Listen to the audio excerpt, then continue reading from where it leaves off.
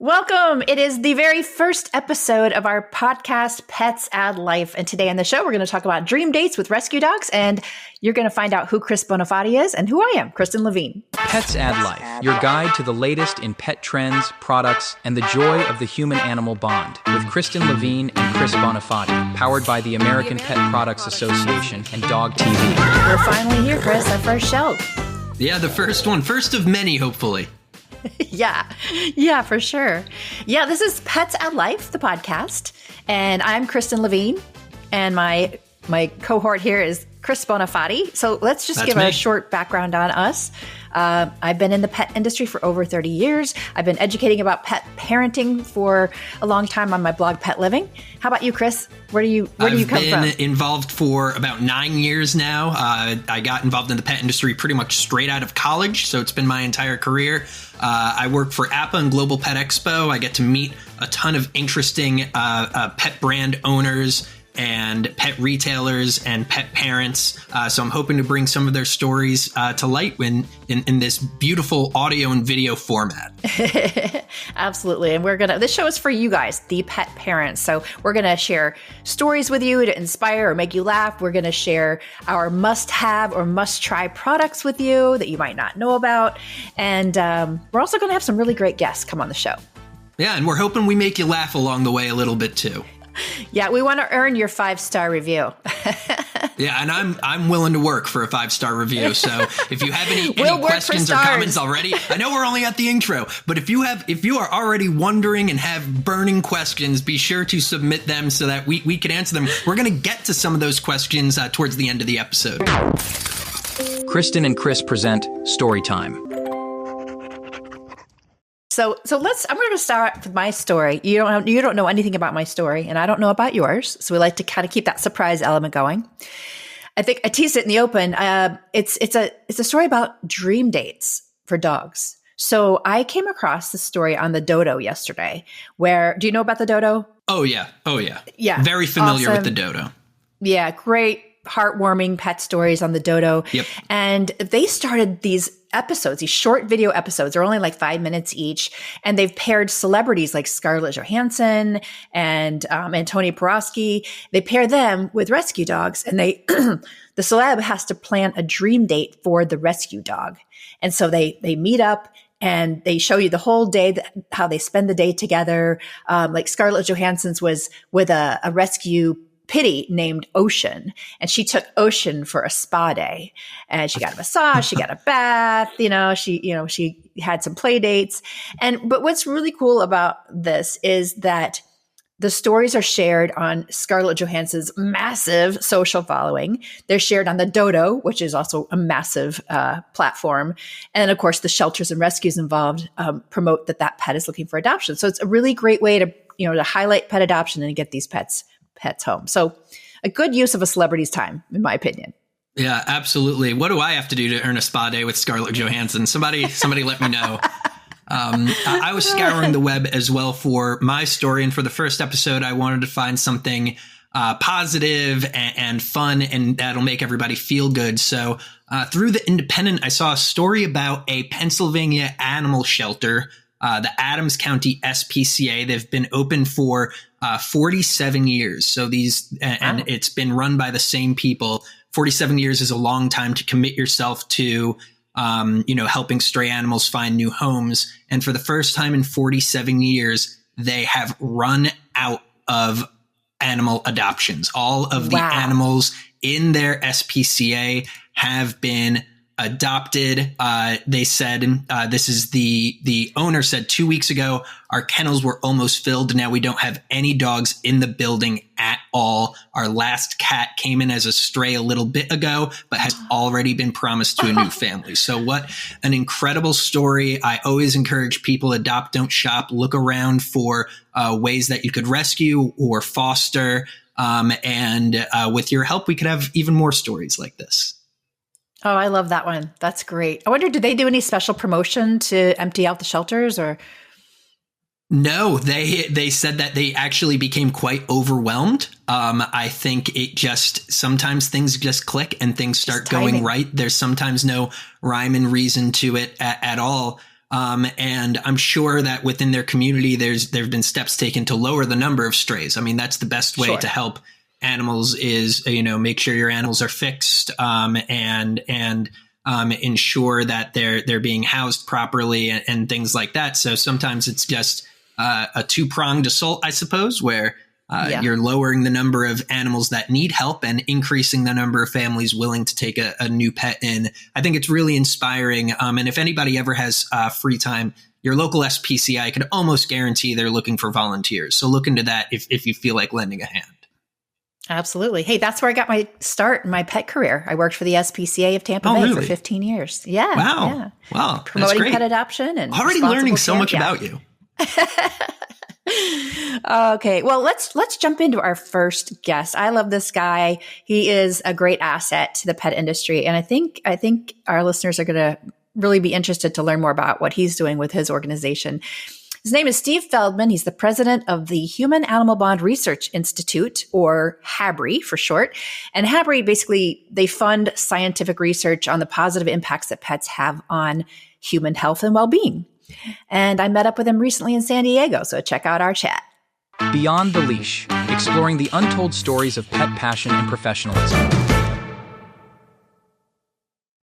I am excited to introduce you to our very first guest on the podcast, Steve Feldman from HABRI, which stands for Human Animal Bond Research Institute. Welcome, Steve. I am so honored to be the first guest. How did you score the first interview? Well, I can tell you why. It's because pets had life. Yes. And that's not just a feeling. There's actual science behind it. That's true. HABRI does the scientific research to show why pets had life, why they're good for our mental health, why they're good for our physical health. Right. So it's really all about the bond. Yeah. And what a great way to kick this off. Exactly. And I'm so excited to talk to you about this. So I think we're all of us pet parents, we're familiar with the human animal bond and what it means to us. But when did we actually start recognizing it and researching it? Well, those are two questions, right? Okay, because when did we start recognizing it? I'm going to say 30,000 years ago, when we first started taking, dogs into our lives. Yep. We helped them survive. Mm-hmm. They helped us survive, and so we began this love affair between pets and then, of course, cats. You can't look at ancient Egypt or places like that where cats were revered. And so we've had these animals in our lives for a long time, and that's really the origins of the bond. Yeah. Now, we started studying it probably, back in the 70s and 80s, but it's really picked up lately.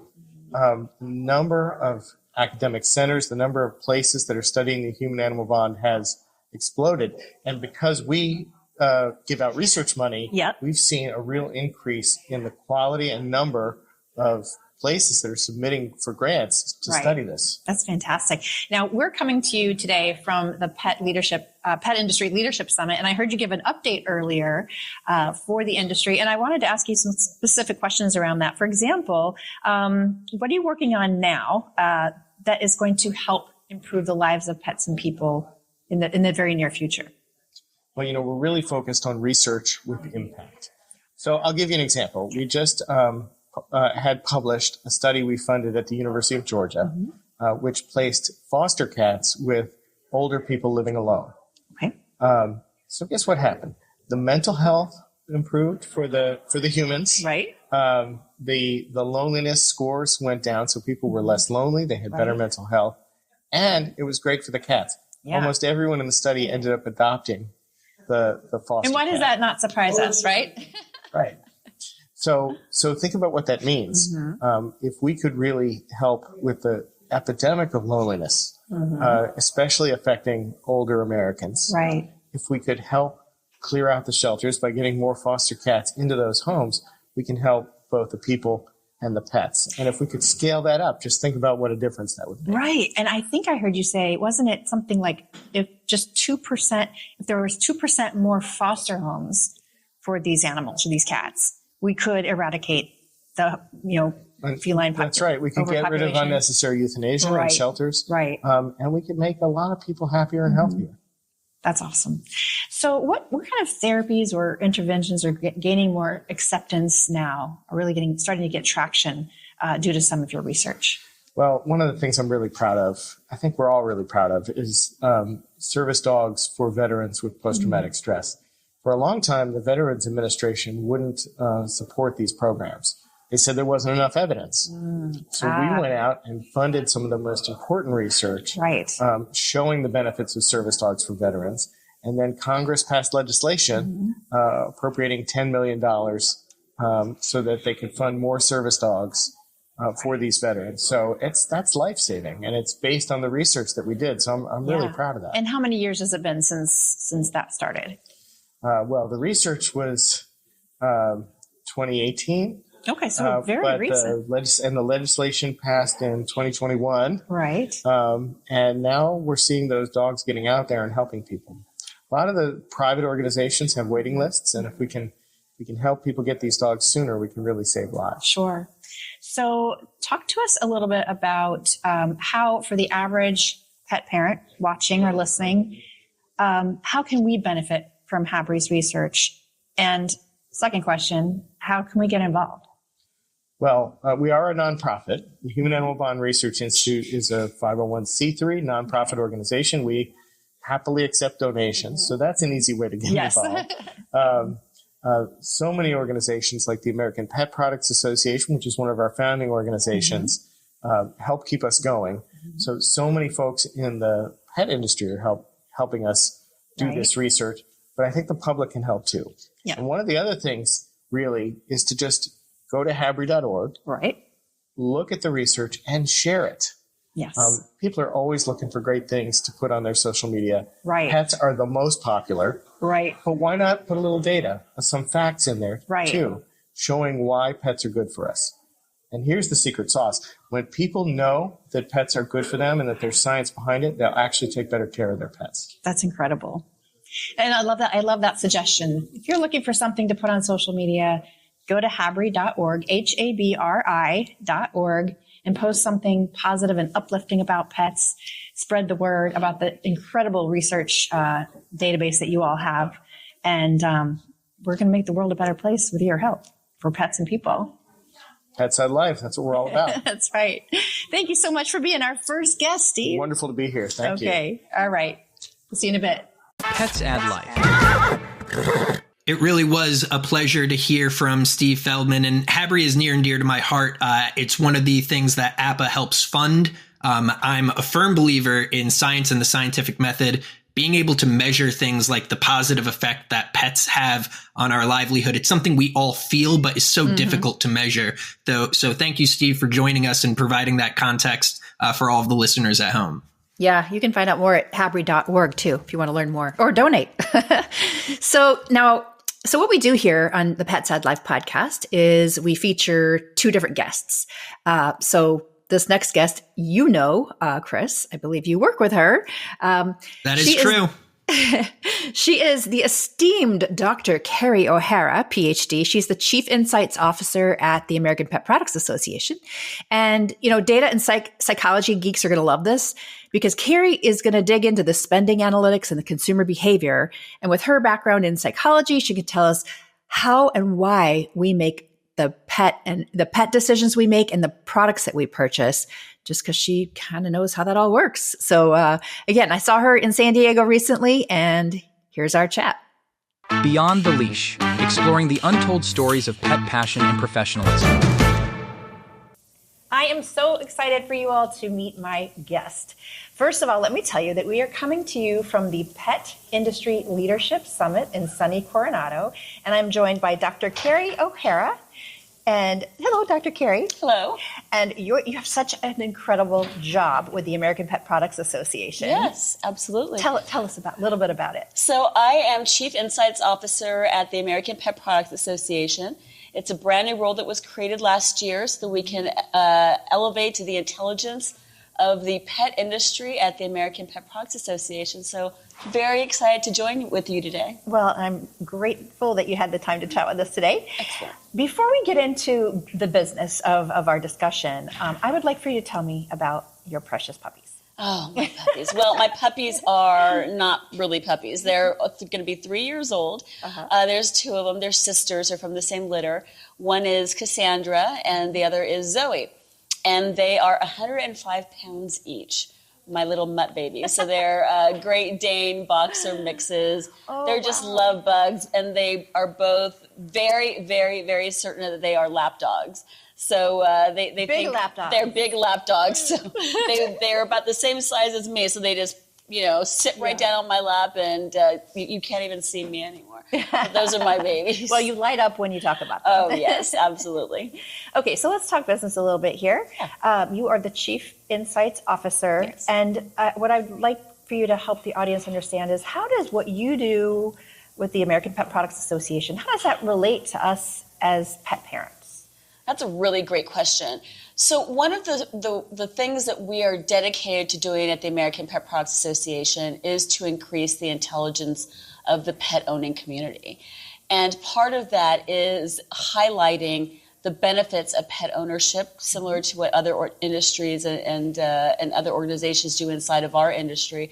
But it's also to educate pet owners and people who surround the pet owners, like veterinarians and organizations, to help grow this industry. One of our key initiatives is not just to educate the intelligence of the community, but to help the community thrive. Right. We're really interested in helping this community thrive. Right. And the first way of doing that is to highlight the incredible things that happen, the decisions that millions of pet owners make on a daily, weekly, hourly basis to enrich the lives of their pets and our industry as a whole. Excellent. That's a great explanation. So tell us, what are some of the trends in the past 5 years? Let's go there first. Yeah. What are some of the trends in the pet industry that are meaningful? That's a really good question. Well, think about what's happened in the past 5 years. A lot. I mean, we've had a little thing called COVID, right? So specific to the last 5 years, what we've seen is since 2019, which is our pre-COVID period, or 2018, we have certain behaviors, certain preferences, ways of shopping, learning, all that kind of thing, that really changed significantly when COVID happened. Mm-hmm. Industry closures were systematic across the board. People had to pivot their behaviors. So new behaviors emerged, and then now that we're out of the what we call the post-COVID recovery era, we're really starting to see which of those COVID behaviors that caused pivots in pet owner behaviors, which persisted, and which ones have gone away for good.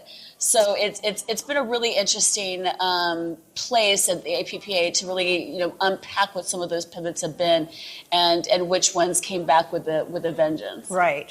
Yeah, I think we can all remember. We all have stories in our minds about pet care during the pandemic. Absolutely. And, as we're going to learn, I'm sure, so there's some positive things that came out of those pivots, and of course, some not so positive or not so convenient things. Okay, so what trends, are there any trends, because you spend your time digging through the data all the time, are there trends that would surprise the average pet owner? Well, I think that there are three main trends that we're tracking, I would say, at this point, and they really have to do with these post-COVID pivots that we're seeing. But the first and the foremost, I think, and maybe what might be most surprising for pet owners, because when you're just with Cassandra and Zoe at home, you're not thinking about the largesse of our industry. But the pet industry, since at the APPA we've been tracking it for a very long time, industry expenditure has been strong and will continue to be very strong for the foreseeable future. We've been tracking industry expenditures since 2009, and we're projecting out to 2030. It's going to be almost a $300 billion industry by 2030. Wow. And that's in some sectors maybe a conservative estimate that's very similar to what Morgan Stanley released last year with their economic forecasts. So that's only 6 years away. No, it's only 6 years away. I know, isn't that crazy? We're talking about 2030. It's only 6 years away. But I mean, that's one thing, is that we even during the depths of the recessions of 2008 to 2014. Post-recession recovery, and then you had COVID happen, and then post-COVID happen. Even through all of that, the CAGRs, the compound annual growth rates that we've been tracking during that time in this industry have remained very stable and steady over time, and not just explained by inflationary indices, but really because of preferences that people make about how they choose to spend their dollars. So that's one big thing. Mm-hmm. The second big thing is that I think might be kind of surprising to people is that, and I know especially with our generation, because I'm a Gen Z pet owner, and Gen X pet owner, and for the first time what we're seeing is that Gen Zs and millennials have equaled the number of Xers and boomers in terms of pet ownership. So for the first time, we're really seeing kind of a younger emergence of pet owner dominate our industry. And we're going to continue to see that because we're not even considering Gen Z hasn't really even aged into the category yet. And they've already equaled the number of Xers and boomers as pet owners. So we'll have to watch out for Zs from here on out, because I think they're going to be a very formidable group of pet owners. And the third one, which is also driven by younger pet owners, is that multi-pet households over time have increased significantly, mostly driven by younger pet owners. Really? So what we're seeing is younger pet owners, specifically millennials and Zs, are true multi-pet believer in households, much more than older generations. So it's surprising, and it's a great kind of foreshadowing of our community, because if you think about even as the percentage of U.S. households that maybe owns a pet remains kind of steady over time, we're projecting to be very steady over time. Multi-pet households are only increasing and increasing and increasing. And that's great news for the industry. Exactly. Couldn't have said it better myself. So it's great news all around. Fantastic. And that kind of leads into my last question, which is about predictions or projections of what we might expect our industry to look like in 3 to 5 years, especially, with the impact that the Gen Zs are making. Oh, yes. That's another great question. So, more to come. We are having our State of the Industry that we are for 2024 and beyond that we're highlighting at Global Pet Expo in March, which will include projections updated projections to 2030. But one thing that we're seeing right now, which is driven by younger pet owners, is that the way that they learn about, the way they become aware of, the way that they want to shop, the way that they have, they believe in subscriptions for pet products. All of these things that younger pet owners are doing is so much different than what older pet owners are doing. And the emergence of social media as specifically TikTok, as a medium by which they want to learn about pet products. They want to learn about brands. Brands are also much more important to these younger generations than they were to Xers and to boomers. And so things like brand becomes important, and things like having a social media presence becomes very important. Being able to integrate it in a omni-channel presence, understanding that they're probably going to do research online or through social media, and then maybe follow it up with a conversation with their veterinarian or something. Yeah. So really understanding how omni-channel works with products and services is going to become even more important as we learn more and more about how Gen Z really wants to engage with our industry. Yeah, well, if we could get into a time machine, it would be really fun to fast forward 50 years and see how millennials and Gen Z have changed the life of pets and pet ownership. I'm sure it's just going to be incredibly amazing and very good for our pets, I'm sure. Very good for our pets. And we'll see it unraveling real time right now. Yeah, you can watch it. I mean, they are aging every year. Well, we're going to see more Zs come into our category, and they are exerting their influence as pet owners in their preferences. And so everything, as I said, and how they shop and how they learn and all that kind of stuff is going to have to, it's going to have to evolve. Yeah, fantastic. Well, it'll be fun to watch. Dr. Kerry, thank you so much for joining us today. I'm going to be very excited watching the work that you do and see what comes out of it. And thank you for doing the work. It was a pleasure. Anytime.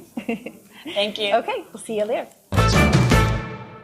You know, it's really always interesting to hear Kerry speak. She brings such a unique perspective to things. I think in our day-to-day life, we don't think too much about aggregate data and the way it shapes business and the economy and the decisions we make. But that's the world that Kerry lives in daily. And so being able to hear some of her insights, I'm sure may have impacted some people's decision making, even because when you become aware of the decisions that you make, it even changes your behavior. So thanks, Kerry, for joining us. It's always interesting to hear you speak. I think I'm going to start running some of my decisions by her before I make them. That's smart. She's incredibly intelligent and wise. The product of the week. All right, Chris, this is one of my favorite parts of the show, sharing our product ideas. Yeah. So mine this week is very low tech, but very high function.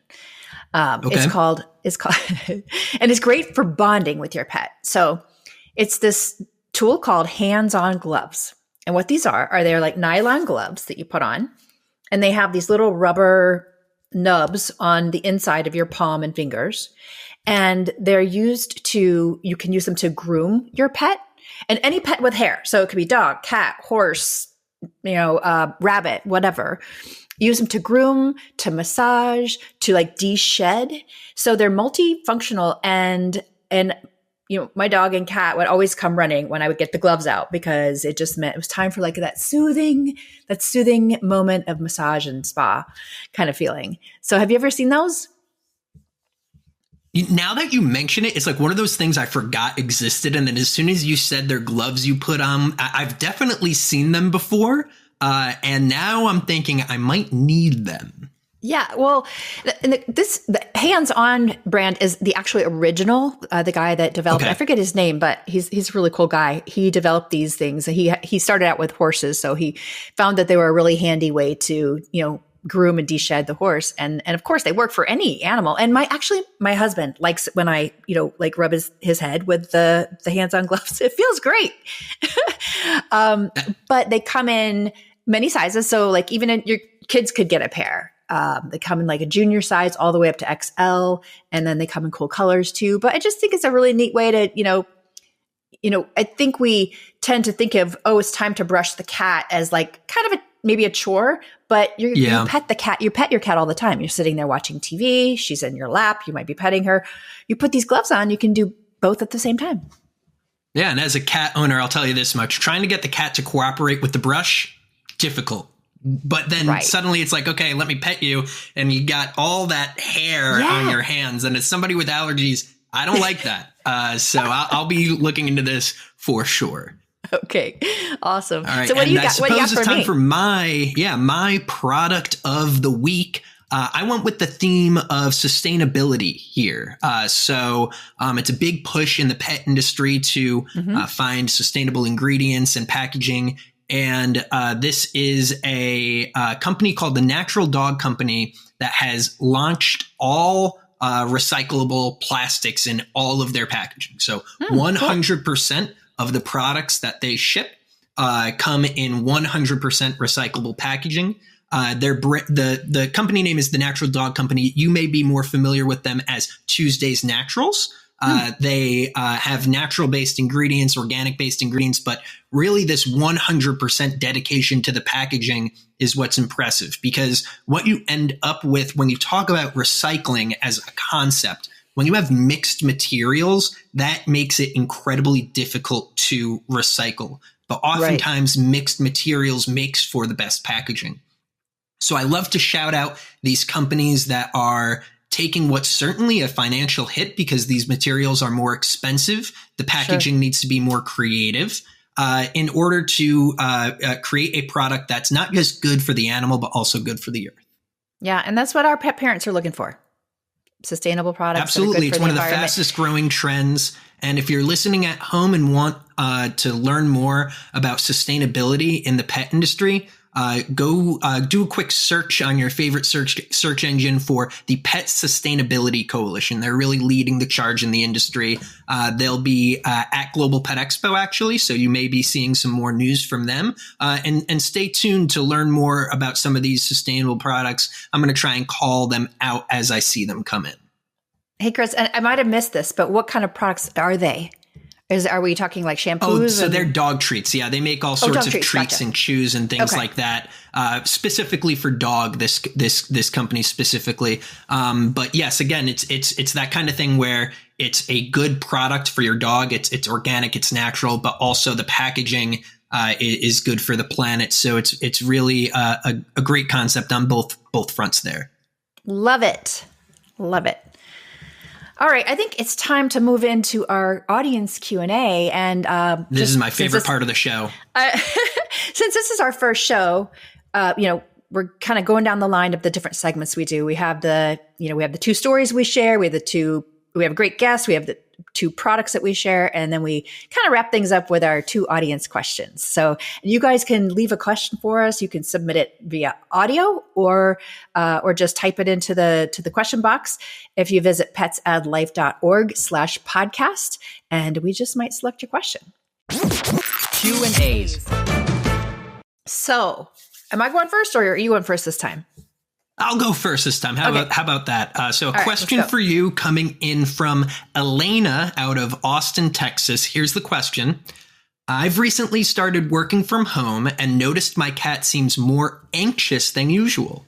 Do you have any tips for helping pets adjust to having their owners home all day?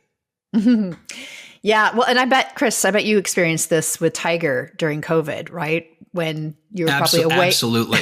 Yeah. Absolutely. And this is something a lot of us have experienced, staying home, working from home when our pets are used to not having us at home. So Elena, I would say a couple of things. Cats are creatures of routine, and they typically don't like it too much when their routine changes. So obviously your routine has changed, meaning her environment has changed. You're home more often. It doesn't mean that she's not happy about that, but she had her routine. So I think that if you can just work to establish the new routine and make sure that she also has plenty of time alone, that she's got a great, warm, comfy place to go if she wants to be alone. Because if you think about it, when you were working away from the home, she had all that alone time. So that might be why she seems a little bit more anxious. And I think that really goes for a lot of pets, right, Chris? Like dogs too. They're creatures of habit. They know what time feeding time is, even without Absolutely. a watch. So do you have anything to add to that? Because you have a cat. Yeah, I do have a cat, and it's funny that this question came up because as soon as we started recording and I got into my broadcast voice, my cat Tiger, who is usually behind me, just went under the bed as a way of like, quiet, Dad. Hey, come on, what are we doing here? So why is he talking like that? Why are you talking like that? So to Kristen's point, I think having a separate space that's theirs and they know is theirs, and you don't really touch. Tiger has a special pillow she likes to lay on, and she also has a blanket near one of our windows. So when it's sunny out, one of those spots is usually nice and sunny so that she can bask.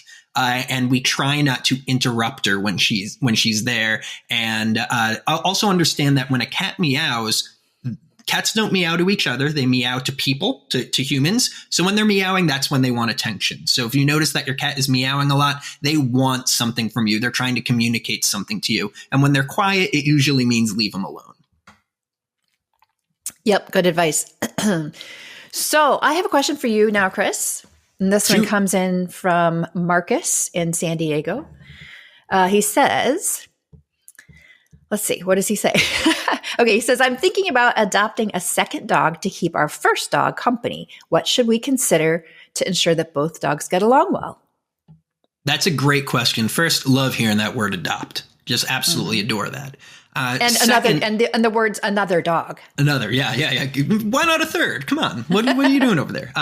So I think a very important thing to think about is matching energy levels. How does your first dog act? Is it energetic? Is it lazy? Does it go outside a lot? Does it take long walks, short walks? And then try to match that energy, because what you don't want to end up with is one dog that really likes to walk, and when they go outside, they are moving, they are closing distance, and then one dog that needs to stop and smell everything, right? So really understand your dog's energy, their routine, the things that they like to do, and then do a little research on the types of different breeds and mutts that create that kind of energy, there are plenty of dogs out there that need homes. So if you can't find the right breed or the right energy initially, just give it some time, because it does matter. Making these decisions are important. You're bringing another life into your home, and you want to make sure that it's working out, so that you only have to make that choice once, right? So I would say just figure out, really pay attention to your current dog and think about what their life is like, and try to find a dog who's going to match that. Almost like you're trying to get them hitched, like married, like trying to find that acceptable and compatible life partner for them, because that's what you're doing. You are giving your current dog, in theory, a partner for life. So treat it like a marriage. Yeah. And I would just add to that, once you do all that research and you make the right decision, give both dogs time to adjust. So they don't have to immediately spend time together in the same room. Maybe just introduce them and then give them both their own space, and then just kind of slowly let them spend more time together. Unless they're it's very obvious they love each other. But let them ease into this relationship. Absolutely. That's great advice, Kristen. Well, you know what? We've come to the close of our first show already. Already? Man. Well, listen, if you've made it this far, thank you so much for listening or watching. If you liked the show, please leave us a 5-star review. If you didn't like the show, leave us a 5-star review, and then tell us in the comments why you didn't like it, so that we can improve. If you'd like your question answered, go to petsaddlife.org/podcast. You could record a voice memo, and you may even hear yourself, which I know may be nerve-wracking. So you could also write your question in. You could find us on LinkedIn. You could find Pets Add Life on all sorts of different socials on that page. So be sure to engage with the show in whatever capacity. And thank you so much for listening. Absolutely. This was a lot of fun. Thanks, Chris. No. Thank you. Pets Add Life, your guide to the latest in pet trends, products, and the joy of the human-animal bond, with Kristen Levine and Chris Bonifati, powered by the American Pet Products Association and Dog TV.